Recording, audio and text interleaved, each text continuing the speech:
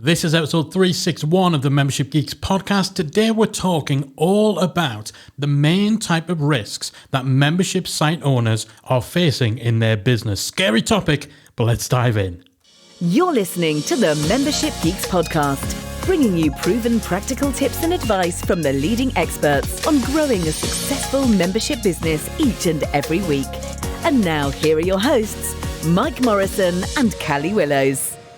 Well, hello there. Thank you for joining me for this week's episode of the show. I am flying solo. There is no Callie Willows today, and that is because I'm introducing a special episode of the podcast. Now, every now and then, here on the Membership Geeks podcast, we like to delve into the archive and pull out an episode that released several years ago and bring it back to your attention. You know, we're at 360 odd episodes of the show. That's a lot of podcast. And while there are definitely some people out there who like to tell us they've listened to every single episode, there's some people who discover us and then binge 300 plus episodes in one go. And hats off to you if you're one of those people, but not everyone's going to be able to do that. Least of all because it means listening to this silly accent for hours on end. And I'm sure that constitutes some sort of torture method. So what we like to do is make sure that you don't miss any of the fantastic golden nuggets that exist in the podcast archive, because we try very hard here on the show to make our content evergreen, which means that the stuff you listen to today, even if it was recorded several years ago, will still, in 99% of cases, be relevant. However, if you weren't listening all the way back several years ago, and we've been doing this show for 7 years now, if you weren't listening all the way back then, you might have missed the episode that you absolutely needed to hear.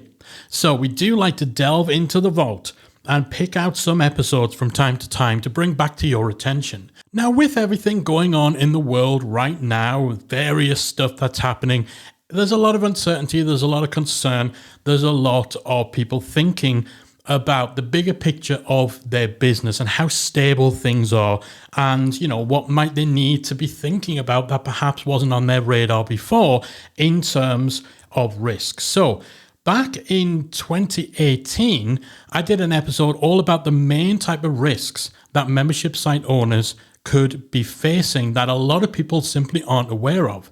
So I thought it would be a good opportunity now to bring that episode back to your attention and look at some of the key areas you might not yet have thought of with your membership business that could pose a risk, in order to help you protect yourself, preempt any possible problems, or at least be forearmed or equipped in order to deal with problems if they do arise. Because again, with everything going on in the world, all the uncertainty there is, it's good to know that you've got your bases covered in terms of covering the type of main risks membership owners are facing. So we're delving back to episode 149 of the podcast. I wonder if I sound any younger 4 years ago. Be interesting. Let me know if you think we do.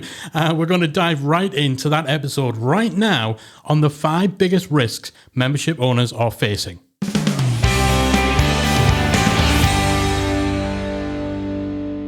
So the first big risk comes if you're building your membership on borrowed land. So this isn't going to apply to every membership site owner. You'll have heard us rail against the idea of building your membership, whether it's just your community or your membership as a whole, on a third-party platform that you don't necessarily have control over. So most commonly, this comes in the form of having your community inside a Facebook group rather than on your own site using forum software. Now, I'm going to resist the urge to pull out the soapbox and to get into the whole forum versus Facebook debate. It's something we've covered a number of times on the podcast and in the blog. If you want to head to themembershipguys.com, just search for Facebook. You'll see that this comes up over and over again. But the main thing when it comes to Facebook groups and when it comes to using hosted platforms for your courses or for memberships is that you are building on borrowed land. You are not the one setting the terms. And ultimately, you have very little input on decisions that are made platform-wide. So if Facebook decide to change their terms when it comes to groups, and if they decide that the way you're using your group doesn't match up with their terms and conditions, they can pull the plug on your group, they can shut it down overnight, and then all of a sudden a major component of your paid membership site that people are paying you money for is gone.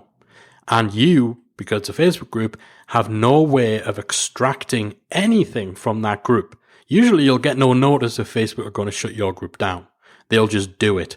We've heard of people who have lost groups that had over 20,000 people in them, and they just disappeared with no notice for no discernible reason overnight.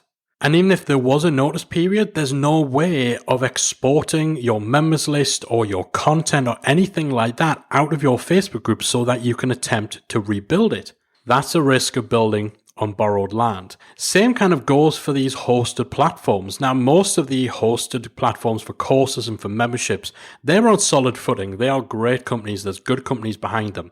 But there's also some slightly less stable ones out there who perhaps have great marketing and great referral programs and affiliate programs, but actually what's happening on behind the scenes maybe isn't so good. Now, if those guys decide to pivot, if they decide to close the company down and totally change direction, again, you don't have any say in that. You don't have any control in that. And even when it's a legit company, there's still a bit of risk. Copyblogger, the guys behind Rainmaker, even just a year or two ago now, they decided that they weren't going to continue on with the Rainmaker platform in the form that it was in.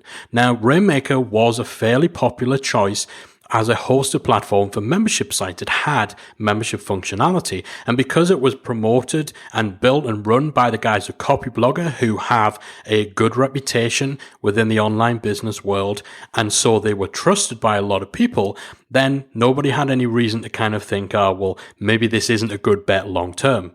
But the truth is it's borrowed land. And so when that particular iteration of the Rainmaker platform no longer met the business objectives of the company running it, then of course the most responsible thing the company could do for themselves was to change direction. But what that meant is that people who'd built their membership on Rainmaker, suddenly the game has changed for them and they've had no say over it. So there's definitely a large degree of risk if you're building any element of your membership on borrowed land in an ecosystem, on a platform or an environment where you don't set the rules, you don't control anything, you don't have any say in the future of that platform. So if you are using that kind of thing, if you do have a Facebook group for your membership and this, that, and the other, that's not to say that everything's just going to implode tomorrow and you need to panic, but you just need to be aware that in choosing to use one of these platforms and in taking advantage of the ease of which you can set things up using these platforms, or with Facebook groups, the fact that, the typical argument is, well, my audience are already there. They want a Facebook group. It's all well and good. You just need to understand and accept that in making the decision to go with these platforms, you are taking on a greater degree of risk than if you were self-hosting everything. So there is a trade-off. So that's one of the biggest risks facing membership owners. The second is obviously security, hacking. The potential that your website could get hacked, and the result could be anything from your website being defaced with offensive messaging, completely broken. It could have malicious scripts installed that actually downloads dodgy software or does dodgy stuff to your visitors. It could actually be a theft of data, so all of your members' information and all that sort of stuff being stolen. Security and the risk of hacking is obviously something that every person who is running any sort of online business is exposed to. With a membership site, you obviously do have a greater degree of data that's going to be stored in your site. So member names, member email addresses, and stuff like that. The e-commerce aspect of your site and the fact that you actually take payments makes you a more attractive prospect, a more attractive target than a website that maybe just has 5 pages about a company and a portfolio of work. Because someone's going to be more likely to want to target your site because there's the chance that if they successfully compromise it, then they can in some way actually profit monetarily from it. And as your membership grows, chances are your team will grow as well. So you may end up with more than just one person who has admin or even moderator access to your site. And the more people who have that kind of access to your site, the more potential points of weakness that you have. Everyone who has that sort of administrative access to your WordPress site, to your hosting account, anything that is basically would put someone in a position to be able to seriously mess up your site, delete your content, delete your users, deface anything on your site. Anyone who has access to be able to do that is a point of weakness, because obviously you're relying on their passwords being secure. You're relying on them not having their password written down on a post-it note and accidentally leaving it in a public place or something like that. So security, hacking, all that sort of stuff is a definite risk for anyone with a website, but potentially that risk is elevated a little bit more with memberships, even if not just for the fact that it maybe makes you more of a target, but just the impact that would come from somebody hacking your site compared to, again, if you had a 5-page brochure site with a portfolio of work. Somebody defaces that, then yes, it's going to be a pain building it back up, but it's really just you who's affected. Somebody messes with your membership site, that's your business, that's your money, and that's your members as well.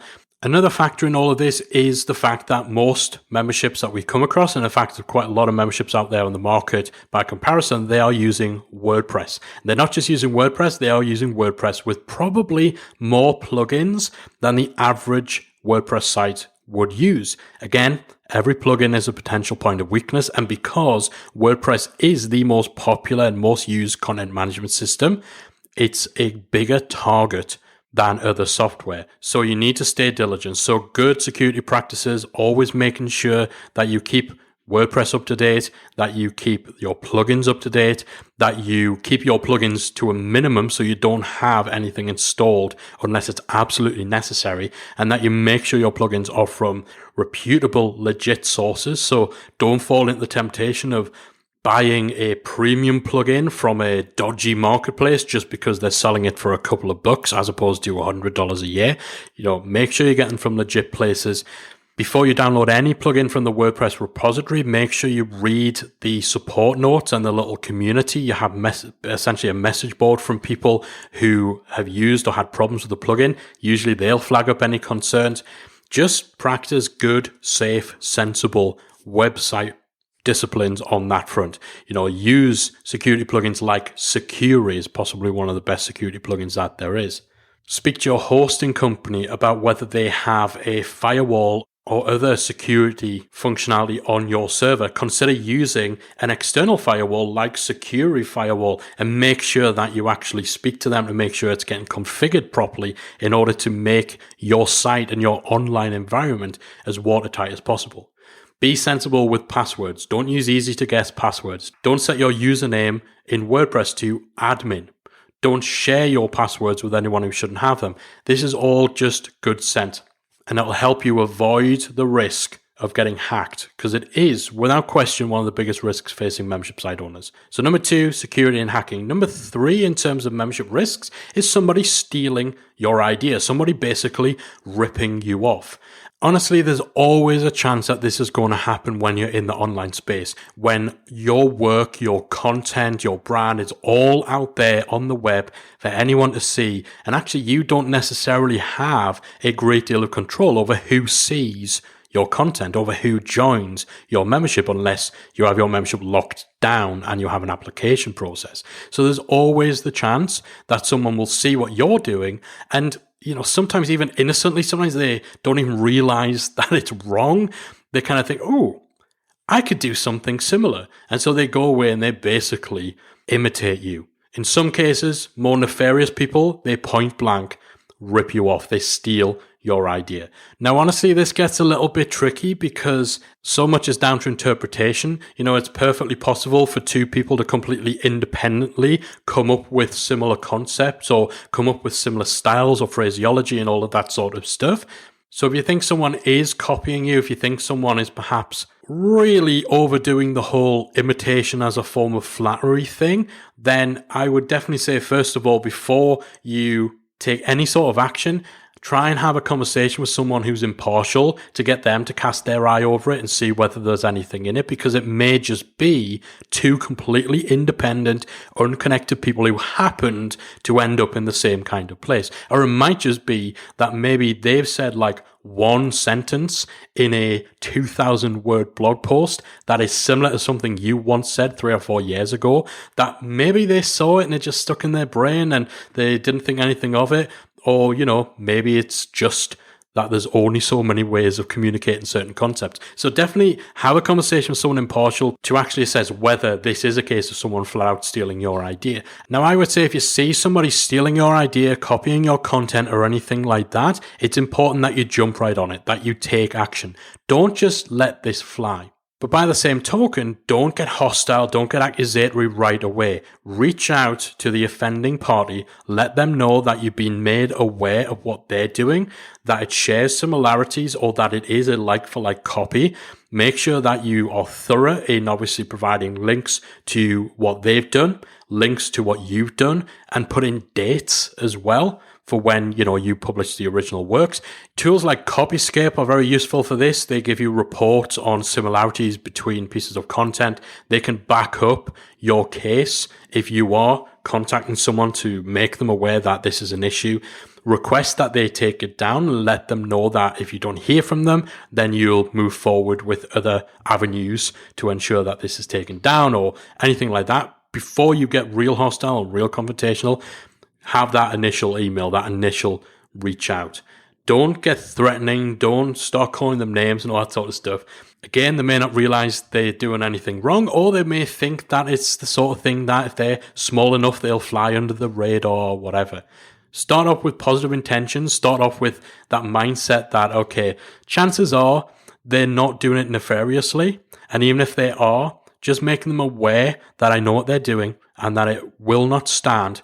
That'll be enough. Take that mindset first. If then nothing changes, if they continue stealing your ideas, copying what you're doing, then that's where you possibly move forward and you look into potential legal action. Or you, at the very least, let them know that that's a direction that you're going in. To a certain degree, this is unavoidable depending on the industry that you're in. And what you absolutely don't want to happen is get to a point where you're getting so bogged down in chasing your imitators that you're not actually producing anything, or you're not actually serving your audience and serving your members. So don't allow this to become too big a distraction. Certainly go for people where they are outright blatantly ripping you off. But things like, you'll have situations, and we have this a lot, where we'll publish a blog article or, we'll put out a podcast or what have you. And then maybe a month or so later, someone else in the space will put out their own thing where thematically it's almost identical, structurally it's almost identical, but what they've done is they've taken what we've created, they've identified the framework and the skeleton of that, and then they've created their own content to put meat on the bones of that skeleton. It's a grey area. They're still essentially drafting off us. They're still basically copying us, but they're not outright ripping us off. So those kind of cases, unless it gets excessive, you're probably going to be wasting your time chasing after, because it's not as cut and dry and it's not as potentially damaging to you. So certainly people totally ripping you off, if they're using your content word for word, if they are, if their product is identical, then yeah, go after those guys. But you can't let it become such a distraction. Just accept the fact that you are going to get imitators, and really the way you stay ahead of them is to continue innovating and to keep putting out good stuff, because ultimately people with that kind of lazy mindset are going to be too lazy to stay the course. So definitely a big risk, people stealing your ideas. The way in which you deal with it, the way in which you handle it will really determine how big an impact it has on your business. You're not going to be able to shut it down 100% of the time. Shut down the worst cases, but don't allow it to distract you from continuously innovating, continuously outpacing them and outworking them. And then, they will lose pace. They will get too lazy. They'll move on to something else. So that's the third biggest risk facing membership owners. The fourth is content being downloaded and shared illegally. Again, in the online space, there's not a huge amount you can do about it. And the most determined content thief will get your content no matter what you attempt to do. If the movie industry can't stop pirates, what chance do you have? And the truth is, the amount of people who will attempt to do this is such a minuscule portion of your audience, especially compared to the amount of fear that people tend to have about this. People will use the risk that someone might download content and then cancel their membership. They'll often use that as a reason to not have a positive refund policy, to not offer a trial, because they're so terrified that someone's going to hit and run. They're going to join the membership, download everything, and then either run away or worse, run away and then share that content to illegal file sharing sites. There is always the risk of it. There's certainly things that you can do to make it not quite as easy for people to do that. So, if you've got video content, don't make your videos downloadable on the site. They don't really need to be. Maybe choose to drip feed your content so you release your content one lesson or 1 month at a time. So again, it's just that little bit harder for people to just come in, steal everything, and then run off. If you've got PDFs and stuff like that, it's also worth making sure you've got your logo, your web address, a clickable link back to the site. So, even if that stuff does get out there into the wild, your brand's out there, the URL's out there. It's a very, very, very small consolation, but, you may as well do it. My biggest advice with this is to not overcompensate and not overdo it with the preventative measures on your site to the point where you actually make it a more painful experience for your good paying members who have no intention of ripping you off. Don't punish your good members because you're scared of the risk of that tiny, tiny little portion or that tiny little chance that someone will actually come in and download and then share stuff. You need to get that balance. As we said, if somebody wants your content, if they want to rip you off, they'll find a way of doing it. So don't avoid offering a trial on your membership for fear that someone will download everything, because actually someone wants to do that, they'll sign up full price, download everything, and then they'll initiate a chargeback on their credit card or through PayPal. They'll find a way of doing it. If you have all sorts of protections on your videos, you're not going to be able to stop someone simply loading up something like Camtasia or ScreenFlow, hitting record, and then literally just recording the video as it's playing on the screen. Do not tie yourself up in knots. Sure, it's a risk, but it's a fairly minimal risk, and there's only so much you can do on a technological front. What I would say is set up a Google alert for the name of any courses that you have, for the name of your membership. If you have any tools or software or website themes or anything like that that you offer to your members, set up a Google alert for it so that you're made aware if it pops up on any of the illegal file sharing websites. Most of these websites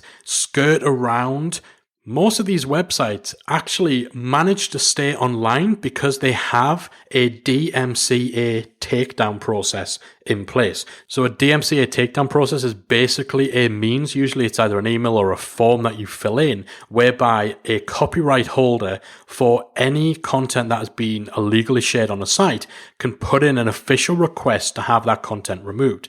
Most of these dodgy websites manage to stay online and manage to stay on the good side of their hosts because they actually do respond to these DMCA takedowns. They're just hoping that they don't get caught, that the copyright holder doesn't realize their stuff's being shared. But if you do, and you find this stuff out through a Google alert, then make sure you fill in a DMCA takedown.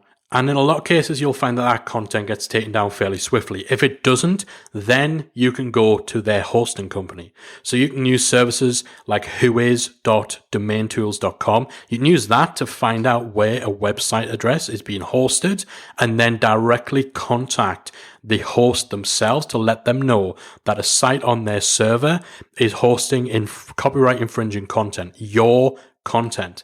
In the majority of cases, the host themselves will then take that website down. So again, similar to the last point, be vigilant, pursue the worst cases, be aware, but don't allow it to completely dominate your day-to-day for your membership. And definitely don't allow yourself to impede the member experience of 99.9% of your paying members purely in the hopes that you stop that 0.1% risk that someone's going to do something dodgy, because actually determined content pirates will get your content no matter what. And the fifth biggest risk facing membership site owners is having a membership that relies primarily or even solely on content. Now, we always talk about memberships as comprising of essentially the 3 C's: content, coaching, community. In most cases, content is e-learning, it's training content, it's courses, it's webinars, it's Q&As, stuff like that. The community is usually a forum, and the coaching kind of happens by way of the content and the community. But so many memberships lean too heavily on the content side of things. So they have the mindset and the approach and the strategy that the content is the real selling point. It's the main thing that's on offer. Problem is, in doing that, you expose yourself to the potential that someone can come along and give away content of equal or greater value for free. Let's say you have a fitness membership site where you teach people workout routines, you teach people diet plans and all of that sort of stuff, and you charge a monthly fee for that. Now, if I come along and I've developed a fitness app or I've developed a fitness smartwatch or something like that, that's my product. Your product is content, so you charge money for that content. If my product is software or an accessory, a smartwatch, then I can give away the same quality, the same standard of content that you're charging for. I can give that away as a marketing tool to drive people towards my real product. If you have a membership site that teaches people how to run fantastic webinars, and again, you're charging $50 a month to teach people webinar strategy, a company who has webinar software can give away the same type of courses, the same type of educational material as you're selling. They can give that away because it supplements and it feeds people into their actual product, the paid software. So if you're relying only on content in your membership, you are at risk of one day someone else in your industry coming along whose product is not content, but who would benefit from giving away high-level content related to that product, their actual product.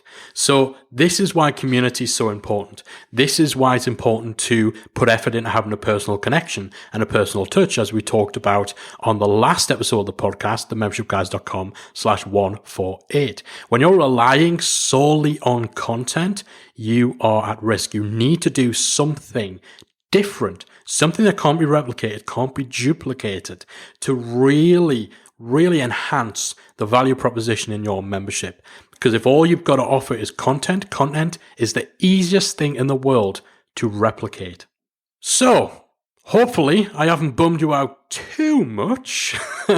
Those are the 5 biggest risks, or the 5 most prominent risks specifically facing membership site owners. The risk of building on borrowed land and having the rug pulled out from underneath you, whether it's a Facebook group, whether it's hosting your courses or your membership on a third-party platform, there's always risk to building on borrowed land. There's always risk when doing business online and having any sort of web presence of being hacked.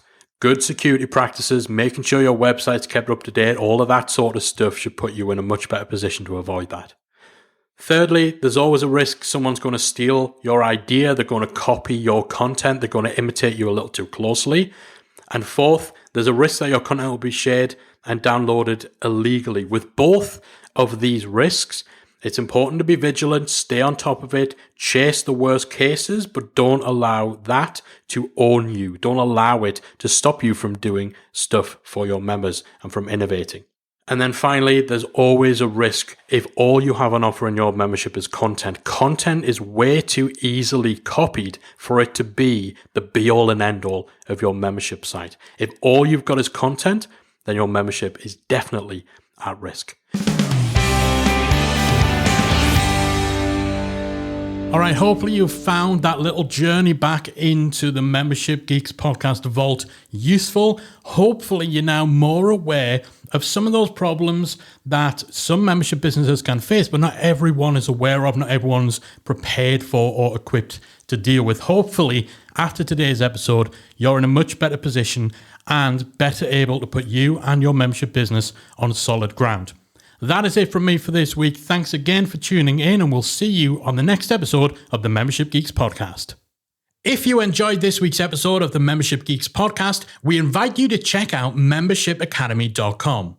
Membership Academy is the original membership about memberships, and it's the essential resource for anyone at any stage of starting, growing, and running a successful online membership business.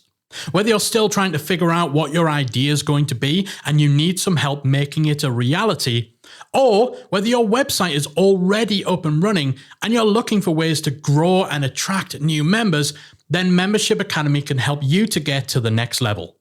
Not only do you get access to our step-by-step membership roadmap, our extensive training library, and exclusive member-only discount and tools, you'll also become part of our supportive, active community of membership owners that will help you along the way in your journey with feedback, encouragement, and advice. All of this and more make Membership Academy the #1 place to be for anyone looking to start, manage, and grow a successful membership business. Check it out and join the community at membershipacademy.com.